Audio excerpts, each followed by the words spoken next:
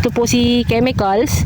Ito po naman si organic full harvest na zero chemicals. At green pa yung dahon. Okay?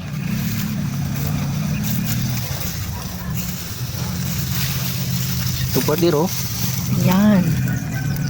So sabi nila partner, maraming mga farmers nagsabi, ayaw ko mag-organic kasi delikado kasi karatig ko hindi nag-organic, ang insekto lahat sa akin eh. Pero dito ngayon partner, makikita mo itong pagitan partner oh. Pero kumusta naman ang chemical, yung sinasabi ng mga farmers sa karamihan na kawawa kami pag mag-organic. Guys, shout out doon sa mga farmers nga ganun na mindset. Ito guys, papakita ko sa inyo, ito ay 100% zero chemical tayo, no? Protocol lang natin susundin kung anong taglay sa organic. Dito guys oh, dahil chemicals, lahat ng mga insekto sabi nila pupunta daw dito sa organic. Pero ang nangyari guys, kabaliktaran. Lahat ng mga insekto kasi nag-spray ng mga halong chemicals. Ito na guys, mapatunayan ni Ricky Brown ito. Ito karating chemical ito, sunog guys. Dahil dito sa daming mga insekto na hindi kaya. Pero itong organic guys, tingnan nyo, napakalinis. Kaya dito mapapatunayan ni Ricky Brown na mali yung mindset sa farmer na sinasabi ay ayaw ko mag-organic kasi ang katarating ko, katabi ko hindi nag-organic. Pero ito ngayon, papatunayan natin dito. Dito na magtapos ang kwento na yan. Dito na magtapos kasi ano pa bang kailangan? Ito ng resulta sa organic. Ito na nangyari ngayon. Ito na din ang nangyari dito sa chemical. Anong masabi mo? Ikaw nga farmer na sinasabi mo, kawawa ako pag mag-organic. Dito na patunayan, sinong kawawa nila dito? Itong nagamit ng chemical.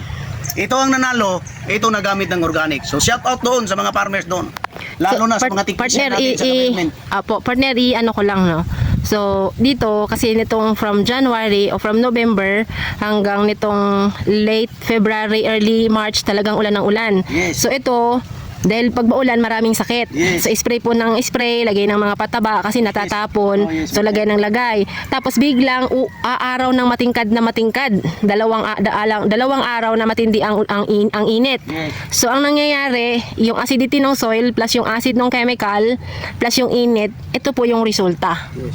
Pero sa atin sa organic, kahit anong weather ay nakakasustain siya. Lalaban si farmer partner. Ito partner oh. Ang tingnan mo yung sapa oh. O dito. Walang oh. insekto na nalipad oh. Oh yan oh. Kaya lang ay kahit pa paano. Yan partner oh. Grabe yan naman, mabigat, mapinto. Pero dito hindi natin hipuin kasi wala. Biruin mo lumakad ka dyan, wala man lang nagalsahan ng mga insekto. Wala. Dito pa partner kasi kalala baka ito lang ang karating na problema no. O dito, karating niya. Chemical din ito. Napalibutan ito itong zero chemical ng puro chemical. Okay. Ayan oh. Nangyari partner, spray ng pandamo, kita mo gubat na. Oh. 'Yun partner. Pero dito sa organic bitak-bitak na yung lupa pero laman na. Okay. Dito tayo magtapos sa laman. Hindi doon sa dahon. Yan o partner o. Ayan. May pagkain pa. O. Walang damo. O. Tuyo na. Pero dito, patay ng damo pero gubat na ang resulta. Yan partner hanggang punta do. Kumusta naman ang bunga? O. Kaya dito papatunayan ni Ricky Brown. Oo. Yan yung na kawawa. chemicals. Okay. Ito lang ang bukod tangi na naka-organic. Hindi siya perfect, no? Kasi meron din siyang mga Siyempre ganyan transition tama. tayo partner eh. Yan. Pero at least, wala siyang ginastos dyan na chemicals. Oo. Hindi siya bumili, hindi siya So, naglasod. panalo pa rin si farmer. Kasi ganito ang taglay, sitwasyon nila ngayon. Panalo siya. Ito. Kawawa tong nag-synthetic chemical.